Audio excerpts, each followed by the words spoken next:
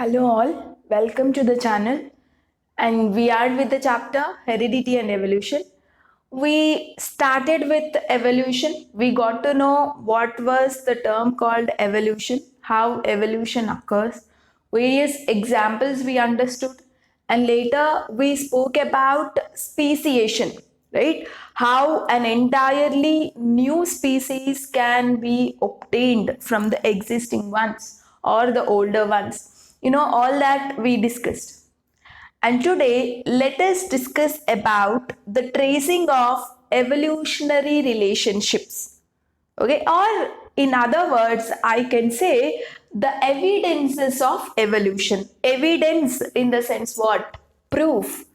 Okay, what is the proof that evolution took place? Right? We spoke too many things about evolution so far. So, what is the proof that this complex organisms are from the previous organisms or like the organisms which were there millions years back? Right? Say, what is the proof for evolution? That is what we are going to discuss in this class. Clear? And before we go for learning the proofs of evidences, let us try to understand the word evolutionary relationship.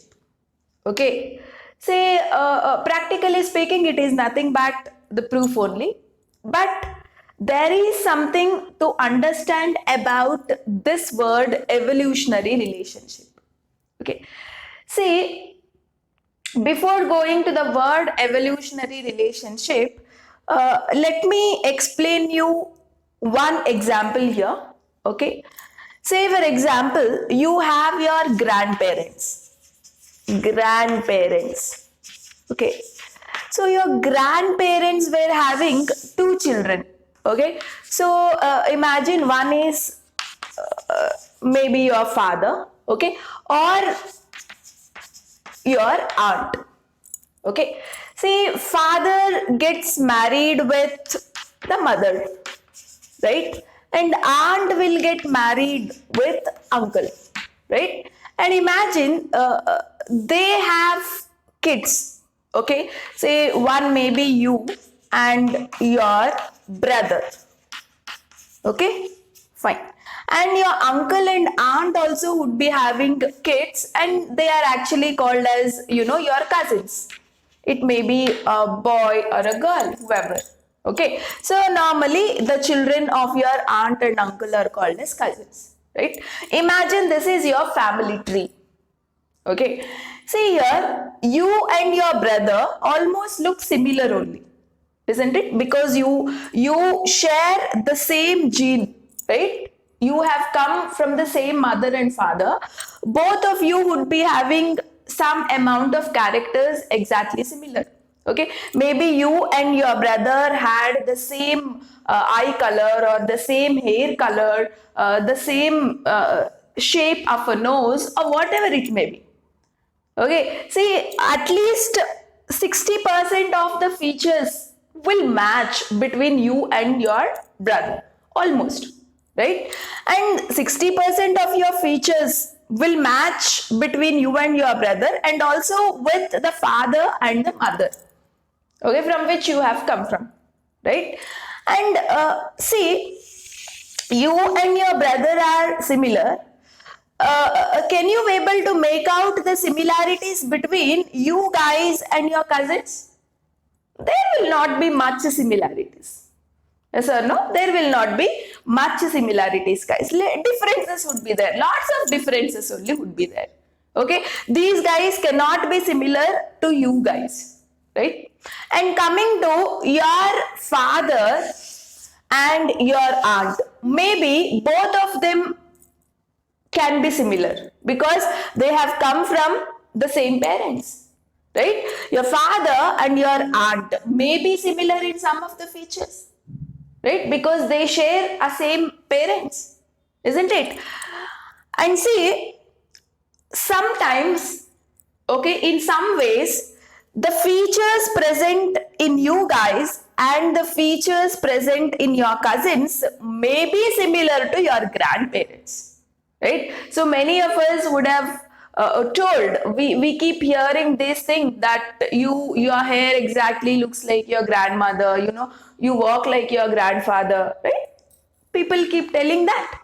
See, some of the characters in you guys and some of the characters present in your cousins, they can be sometimes, not all the characters, very few characters, like 1%, 2% characters may be similar to your grandparents, right? Say you have a relationship with your grandparents, like you have a relationship with your cousins, maybe the relationship, you don't have so much similarities, but still you are related to your cousins. Okay, see, maybe you are not so much similar to your grandparents, but still you are related to your grandparents. Okay, looking at you guys and your cousins, I can clearly say that you are actually from your ancestors, that is your grandparents. Okay, you actually share a gene of your grandparents also, right? Say this is what we call it as evolutionary relationship. Okay, see, I just explained the relationship between only human beings, one of the species. Human beings is one of the species. Okay, see, there will be a similarities between the species. This says that the species might have come from the common ancestor, right? So this is what I actually meant by an evolutionary relationship. Clear, everybody? Say, for example, in some of the characters look similar to monkeys and chimpanzees. Yes or no? Say monkeys also have hands like us only. Monkeys can do the things, some of the things similar to human beings. Similarly with the chimpanzees also, right? Say some features are matching with monkeys and chimpanzees, but monkeys are different species, chimpanzees are different species, humans are different species. Yes or no? All the three species are actually showing the same type of characters. What does this mean? It means that there is actually a relationship between humans, monkeys, as well as chimpanzees. Maybe all the three species might have come from the common ancestor. Yes or no? Yes, there is a chance for all the species coming from a common ancestor. Okay, we and monkeys, humans and monkeys may be cousins. Humans and chimpanzees may be cousins. We may share, like you and your cousins share common grandparents. Yes or no? Your grandparents are same. Right? So similarly, monkeys, humans and chimpanzees may have a common ancestor. Right? Say, this is what we mean by evolutionary relationship. Okay, and based on this evolutionary relationship, I think we can some extent study more details about evolution. Maybe that itself is the proof for telling evolution has been occurred all these years. Yes or no? Since we have similarities between the species, like this is what the main proof for the evolution occurrence, right? So here in this class, mainly we are going to study the different types of evolutions, okay, evidences of evolution. Clear? And before that, let us try to write down few points, okay, in a simple way. The first point is, there are certain similarities between different species.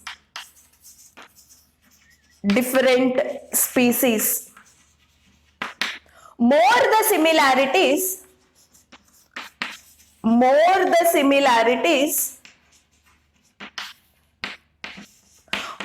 is the relation between them. More is the relation between them, and so they may belong to same group. they may belong to same group. What do you mean by this point, guys? See, you and your brother, we find more similarities between you and your brother. So that's the reason, because of more similarities between you and your brother, I can conclude that both of you might have shared a same gene, like both of you belong to this group of parents. Both of you may belong to this father and this mother, isn't it? So that is what we mean by this point. More the similarities you observe in the species, see, more they are related actually. Okay, and more the chances that they are belonging to one particular group. Clear? Right. And these similarities are the basis, okay, are the basis for evolution. Yes or no? Because of these similarities only we can say that which species evolved from which species. We can decide that actually, which organism has come from which older organism, right? By making out the similarities and differences, guys. Okay, say this is what we mean by evolutionary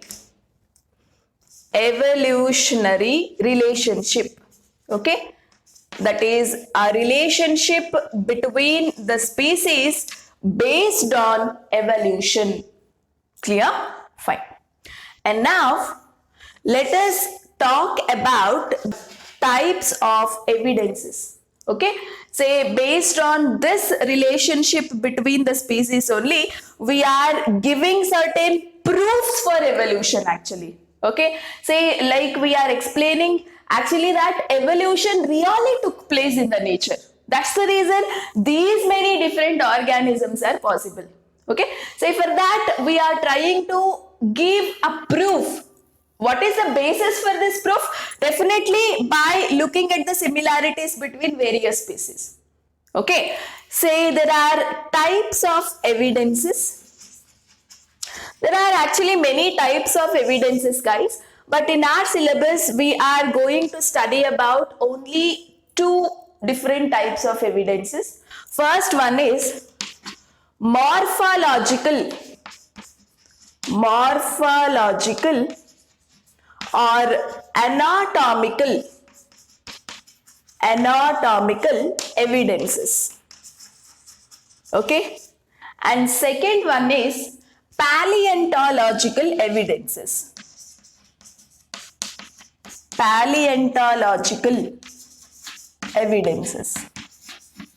Okay, so we have to discuss about these evidences in detail, right? First, let us go for morphological and anatomical evidences. The word morphology or anatomy, in the sense, it's by looking at physical appearance. Okay, it is by looking at internal organs and tissues. Okay, so morphology is what? Physical appearance.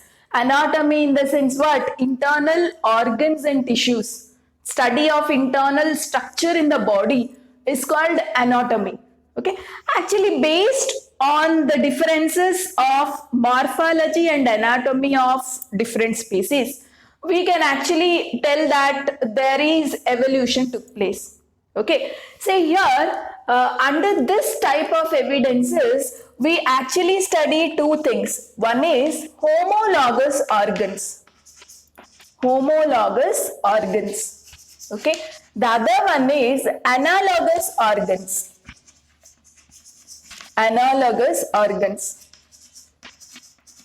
This is a very, very important concept for examination point of view. So you have to concentrate properly. And coming to homologous organs. So what do you mean by homologous organs? Very simple, guys. These are the organs with same structure.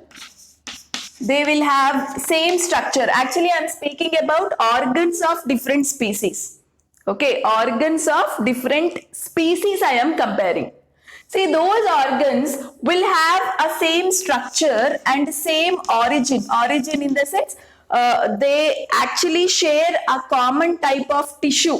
Okay, so these organs might have come from same type of tissue.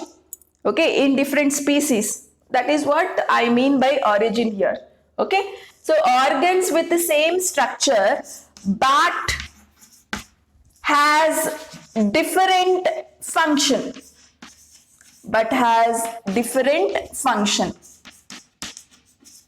Say, just try to understand this example so that you can get clear with the concept. Forelimbs of mammals, okay, birds, reptiles, and amphibians. You know, these are actually called as homologous organs. Say, for more clear example, I will go. Say, for example, forelimbs in the sense what, guys? The hands or legs in the species. Okay. Say, imagine, just consider leg of human and leg of horse. Okay. Say, are they similar? Definitely, to look at, they are similar. Okay, leg of a human has a kind of a bone and tissue. The same bone and tissue is found in the leg of a horse. That means in structure wise they are similar. But do they have same function? Same function is not there. Leg of a human, you know, we walk actually, right? The function of human leg is to walk. But the function of the horse is to run. Yes? Okay, say just another example I will give you. You know, forelimb of frog. Okay, so all the three are actually homologous organs, guys. Forelimb in the sense what? Frog will have certain things, no, from which it will hop. You know, say that structure, forelimb of a frog is also similar to forelimbs of mammals, that is humans or other animals. Okay, in how it is similar? It is similar in the structure. Okay, whatever the tissue that is used to made up of, you know, whatever the tissue from which the forelimbs of mammals have come, the same tissue you will find even in the amphibians or frogs. Okay, from which the forelimbs have come. Okay, the structure is similar, but what is the function of forelimb of a frog, guys? It is to jump, it is to hop. Yes or no? Similarly, forelimb of a bird is also similar to forelimb of mammals. Okay, see the bird's legs, you know, they are also similar, guys. Okay, say the bone, the tissue that is present in the bird's legs, you know, exactly similar to animal legs or hands only. But what is the function of the forelimbs of a bird? It is to jump, right? The various functions we have. See, forelimb of mammals have different function. Forelimbs of a bird will have a different function. Forelimbs of a reptile. See, lizard and all. You can see a small limbs for the lizard, right? They also look similar to mammals only in structure. But what is their function? Their function is to crawl on a wall, isn't it? Say functions are different, but structures would be same. Such an organs in different species are called homologous organs. Okay, so very important, guys. Definition is important and example is also important. Okay, and let us understand homologous organs with the help of a picture also. You can see this is the hand of a human. Okay, limbs in the sense what? Hands and legs, isn't it? Say hands of human, this is what of dogs, and this is forelimbs of bird, and these are the forelimbs of whale. Okay, so here whale is a amphibian, right? And bird belongs to bird category, and dog and humans are mammals. Okay, so we have considered the limbs of forelimbs of all these different species. You can see the bone, right? You have one bone here, and to that two smaller bones are there, and to that one joint is there, and to that finger like structures, right? This is the structure of a particular organ. Similarly, in the dog also you can observe, you see the bone of a human and the bone of a dog is similar. To that, two smaller bones, and to that one joint, again to that finger like structures. Even in the bird also, one big bone, to that smaller bones, to that one joint, and then finger like projections. Here also one bigger bone, then two subdivided bones, then joints are there, to that finger like projection. You see, this is what the tissues from which these organs are originated is same. It's looking same, isn't it? So the organs of different species having same structure, but their function is different, isn't it? Say in the humans, we use hands for lifting, taking things out, in, etc. Dogs, different duty. Bird, you have a different duty with this organ, and in a whale, entirely a different duty with this organ, right? This is actually called flippers of whale, flipper. It is used for flipping, right, in the water. Say like that, same structure but different function is called homologous organs, guys. Coming to analogous organs. Say analogous organs is just opposite to homologous organs. Okay. Say I'll write the definition here. Organs with same function. Okay, the organs will have a same function, but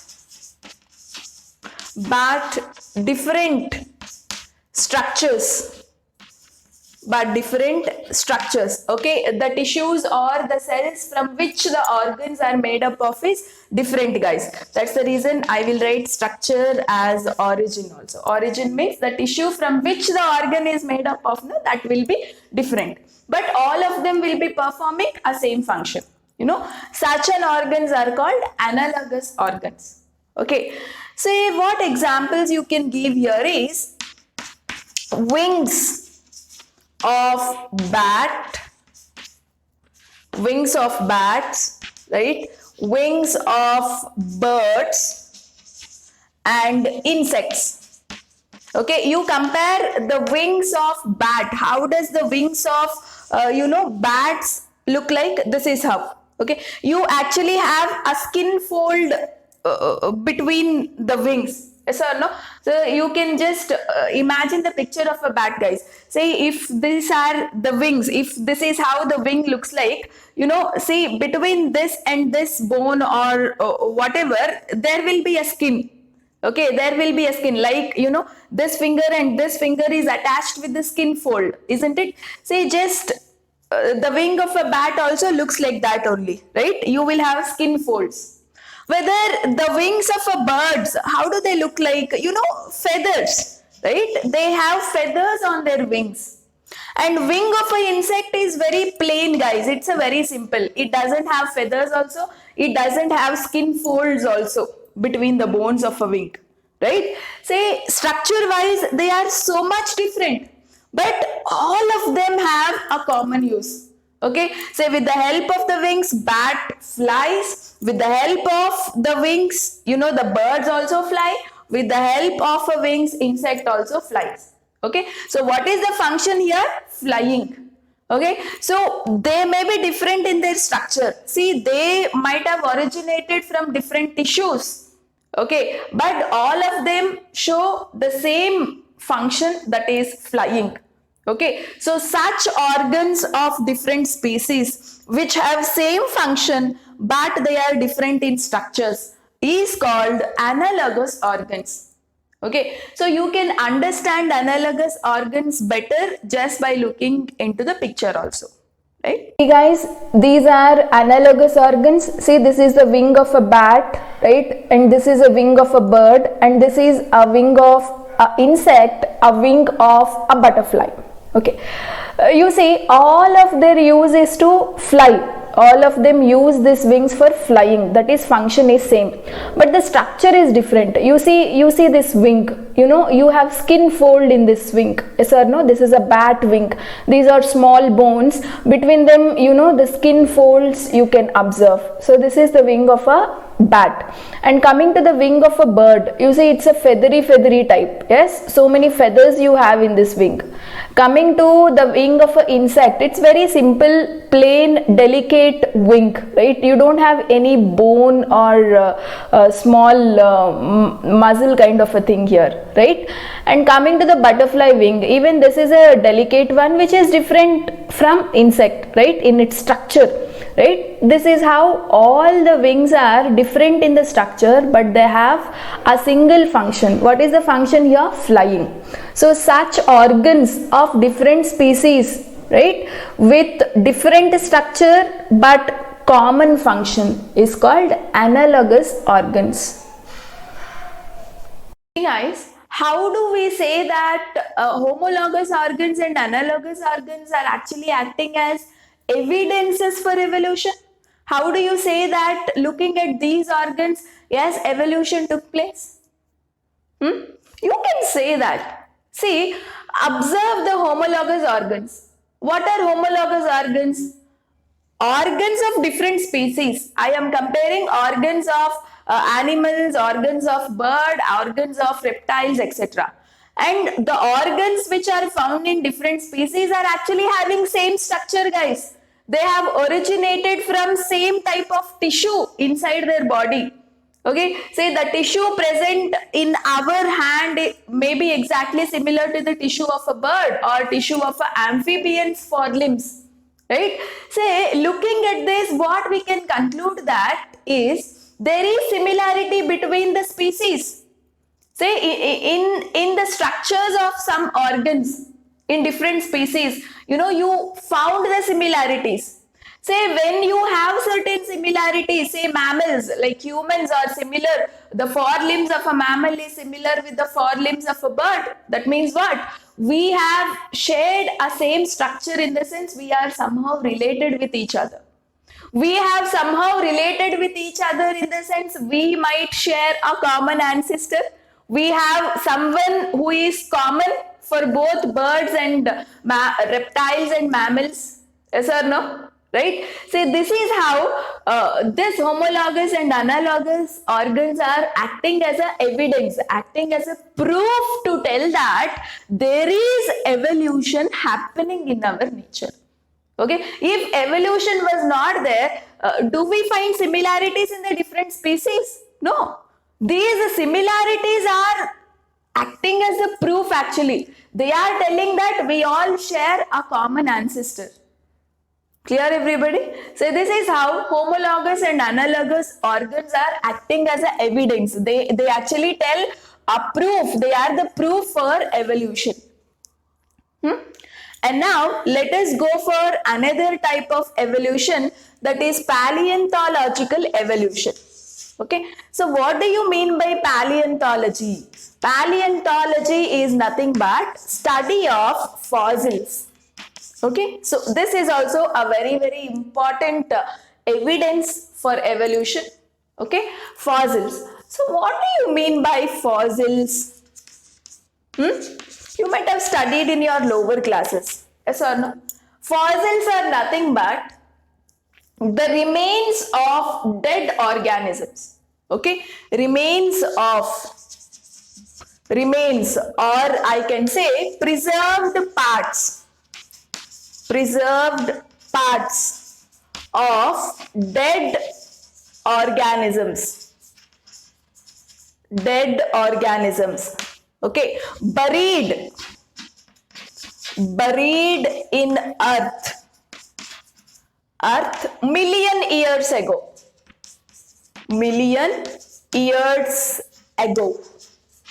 is called fossils. Okay, so actually imagine, long back we heard that there were dinosaurs.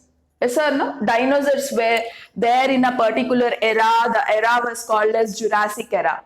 Okay, and after that the whole dinosaur species have vanished. they became extinct. Okay, all of them are dead. But today, in this particular era, how we got to know that there were dinosaurs long back? It is because of their fossils. When the dinosaurs were dead, they are a huge animal. Yes or no? When they were dead, what happens? What happens with their dead bodies? You know, they lie on a ground. They lie on a earth. Yes or no? The dead organisms. Any organisms after death, you know, we bury it on a ground. It gets buried in the earth. It goes deep down to the earth. Whereas the flesh, skin, everything will undergo decomposition. That will not be there. Okay, all the skin, flesh, whatever is there, everything will be eaten up by the bacteria that is there in a soil. Whereas the bones, skull, bones and all remain like that only, million years of time. Okay, they go year by year, you know, decade by decade, they go deep down and they keep staying there. Okay, and you know, one fine day, if someone is so much interested about those species, they start digging. You might have heard the archaeological department.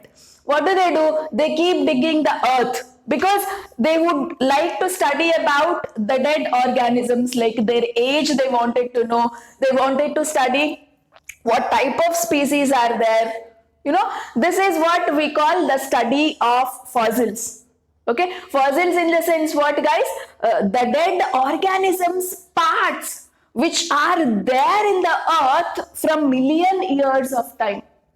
Okay, because of the fossils only, we got to know that the dinosaurs existed long back. You know, we had got the fossil of some dinosaurs.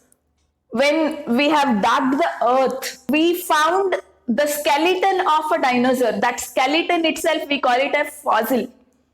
Okay, so by studying the skeleton of that dead organism, one can come to know that what type of species it is and where, what time it had lived on the earth. Okay, what is the age of that particular organism? You know, everything we can get to know. This is also one of the evolution, like evidence to study the evolution, isn't it? Definitely. By studying the fossils, you can come to know like how evolution took place. You can come to know which organism has formed from which organism, isn't it? See, this is how the study of fossils is also one of the evidence for evolution. So what do you mean by fossils? It is the remains or preserved parts of dead organism which had buried in the earth, okay, million years ago. See, let us try to understand more about fossils by looking at the pictures of some fossils. These are different fossils that we can get in our nature. This is the fossil of a tree trunk, guys. When a tree is dead, like when you cut a tree, its trunk falls on a ground. After many years, what happens? It will not stay there only. It would have gone deep into the earth, right? So after many years, when you dig the earth, this is how its imprints are formed in the earth crust.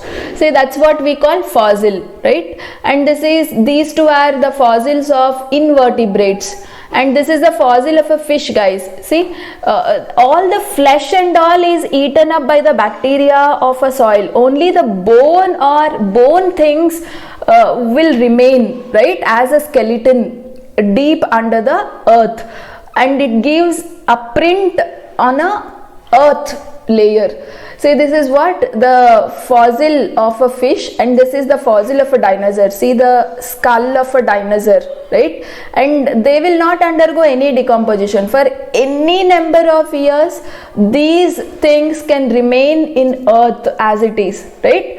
Say, looking at these fossils, we can learn many things about evolution, right? So these are different examples of fossils that are actually mentioned in your textbook. Let us learn how fossil layers are actually formed, okay, in earth crust. See, long back, consider 100 million years ago, there were only invertebrates, small creatures. Say in their era they live, and once they are dead they are buried in the ground. They form as one layer in earth crust. Okay, and after that comes an era of dinosaurs, guys. Say dinosaurs were living, and one fine day they will die, and you know the dinosaur skeleton is being lying on the ground. This forms as one layer. You know, dinosaur fossil is formed above the invertebrates. First was a layer, earth layer containing the fossils of invertebrates. Later the dinosaurs fossil you can observe here. And after dinosaurs era, you know, there came hordes like animals. They lived on earth, and one fine day these animals are also dead, and flesh and all was eaten up by the bacteria. Only the skeleton part remained buried in the earth ground, right? And after that, now you can see a greener part on earth where animals like us live, right? But when you go on digging the earth, first layer is about the fossils of invertebrates, second layer is about the fossils of dinosaurs, and the third layer is about the fossils of some creatures. And like this, different species, when they die, you know, they form as a layer on earth crust. They exist as fossils like this. Say if you want to study about dinosaurs, you have to dig the earth, but first you find these creatures, later you will find dinosaur varieties, right? So the deeper the fossil present in the earth crust, more is the age of that fossil, right? From this we can conclude that the invertebrates were present in our earth long back, because their fossils were very deep under the earth crust. Okay, so like this, fossil layers are created in earth crust. If you want to learn about a particular species, you have to dig and find, and the more you dig, the more deeper you find a particular species fossil, then that species is more older. It would have present long back on the earth. Okay, so this is just an idea I am giving how actually fossil layers are created in earth crust, right? See, we have seen some examples of fossils, as well as we also have understood how the fossil layers are formed on earth, right? Now let us study about how to determine the age of a fossil. How do you know that how old is the fossil is? If you know how old is the fossil, then you can come to know like in which era, in which point of time that particular organism was there in a nature, right? You will come to know that. So let us study about like how to determine the age of a fossil. The age of a fossil. See, one is by answer for this question. One method is by like the more deeper you find the fossil in the earth, the more is its age. Yes or no? Say the fossils which are present just on the surface of the earth will tell you that that particular species have dead recently. Yes or no? Say you can conclude that those species existed in a recent time only. But if you find the fossil deep down under the earth crust, okay, say you struggled a lot, you digged a lot of layers of earth to find a particular fossil, then what is the conclusion you will give about that? You will say that that particular species, you know, would have existed long back, a million years of ago. You know, the more deeper you find the fossil on earth, the more is its age. So this is one simple way of finding the age of a fossil. Okay. So what I would like to write here is the more deeper we find the fossil, the more is its age. And the next one is you can also find the age of a fossil by carbon-14 dating. Okay, so what do you mean by carbon-14 dating, guys? It is nothing but, you know, determining determining the ratio of isotopes of same element. Okay, you know the meaning of the word isotopes. You must have studied in chemistry, isn't it? So what do you mean by isotopes, guys? Elements, atoms of same element,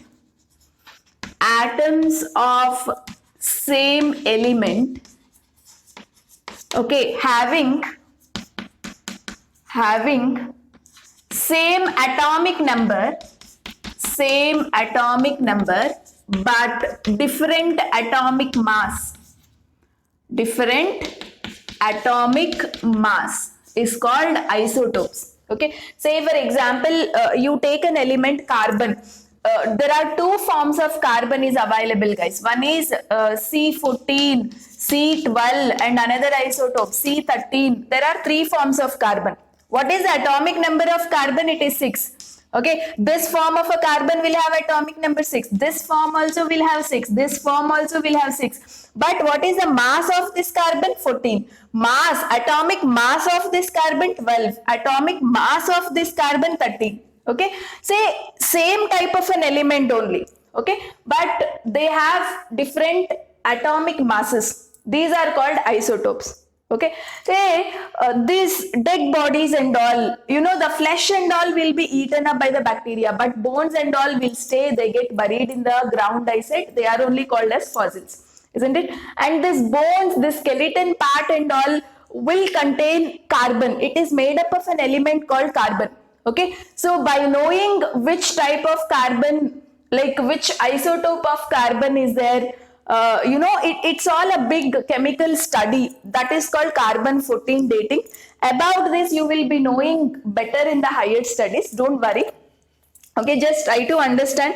Carbon 14 dating is nothing but determining the ratio of isotopes. We have different isotopes for the same element. By knowing to how much extent these particular guys are present in the skeleton, by that also we can come to know the age of a fossil.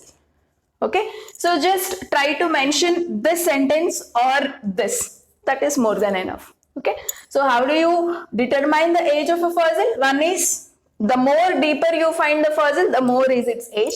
And the other one is by determining the ratio of isotopes of same element.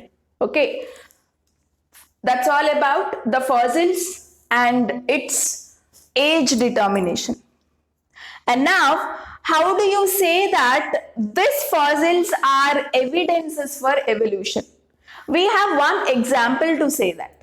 Okay, let us study that example. Here, we actually have a fossil called fossil of a reptile, Archaeopteryx. Okay, Archaeopteryx.